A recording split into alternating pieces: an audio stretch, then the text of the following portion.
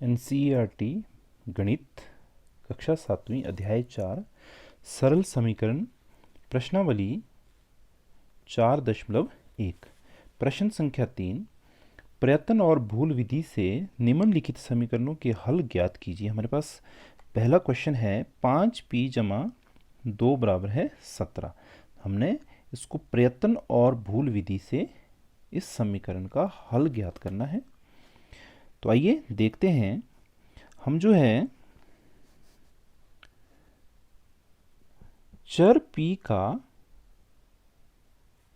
कोई भी मान लेते हैं। चर p के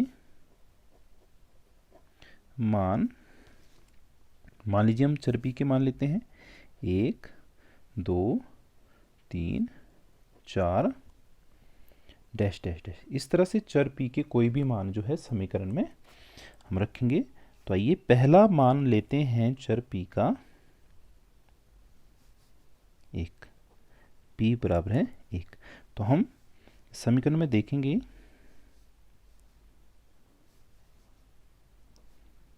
5 गुणा 1 जमा 2 बराबर है 17।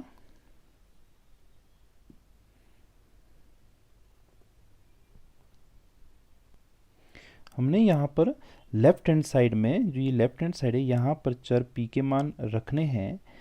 यदि हमारे पास left hand side right hand side के बराबर आती है तो वो चर का वो मान इस समीकरण का एक हल होगा।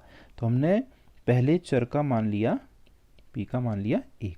तो ये हमारे पास आ रहा है 5 गुणा 1 जमा 2 बराबर है 5 जमा 2 7। देखो पहले जब हमने p का मान 1 लिया तो हमारे पास समीकरण की जो लेफ्ट हैंड साइड है उसका मान आ रहा है 7।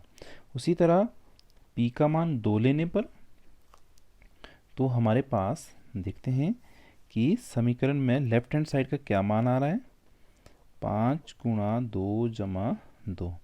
तो ये आ रहा 10 जमा 2 12। तो लेफ्ट हैंड साइड यहाँ भी 12 आई, राइट हैंड साइड के बराबर नहीं है। p बराबर है 3। अब हम चर का मान 3 लेंगे तो हमारे पास आएगा लेफ्ट हैंड साइड 5 गुणा 3 जमा 2। तो ये आ रहा है 15 जमा 2 बराबर है 17। अब हम देख सकते हैं कि यहाँ जो लेफ्ट हैंड साइड का मान है वो 17 आ रहा है, वो राइट हैंड साइड के बराबर आ रहा है। तो ये जो चर का मान ये समीकरण को संतुष्ट करता है। तो इसलिए समीकरण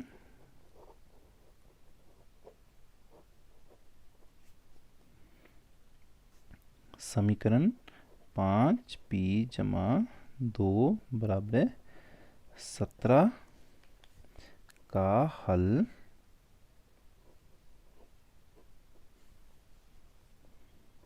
p बराबर 3 है। तो इस तरह से आप जो है प्रयत्न और भूल विधि से समीकरण का हल ज्ञात कर सकते हैं। प्रश्न संख्या 4 निम्नलिखित कथनों के लिए समीकरण दीजिए। हमारे पास कुछ कथन दिए गए हैं, इन कथनों के लिए हमने समीकरण देने हैं। पहला कथन है संख्याओं x और 4 का योग 9 है। तो हमने इनके लिए समीकरण बनाना है। जैसे संख्या x और 4 का योग, हम जो है कथन से ही समझ सकते हैं x और 4 इन दोनों का जो योग है वो 9 के बराबर है। तो हमारे पास जो अभीष्ट समीकरण बनेगा, अभीष्ट समीकरण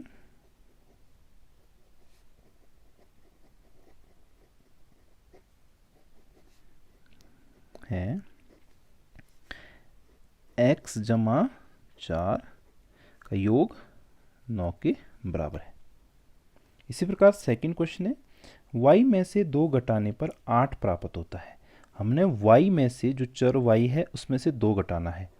y माइनस 2 किसके बराबर आ रहे हैं, क्या प्राप्त हो रहा है हमें 8। तो ये आएगा 8 के बराबर।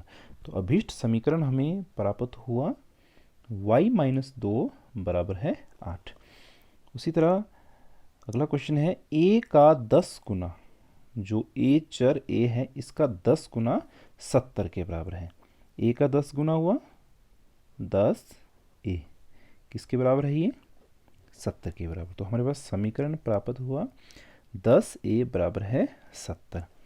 अगला क्वेश्चन है यदि आप y के 6 गुने में से 6 घटाएं तो आपको 60 प्राप्त होगा।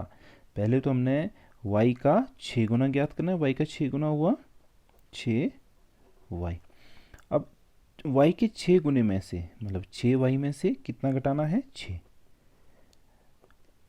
y के 6 गुने में से 6 घटाएं तो हमें प्राप्त होगा 60। y के 6 गुने में से 6 घटाने पर 60 प्राप्त हो रहा है। तो इसका मतलब हुआ 6y माइनस 6 बराबर है 60। तो ये हमारे पास अभिष्ट समीकरण है। इस तरह से आप अन्य कथनों से भी समीकरण ज्ञात कर सकते हैं।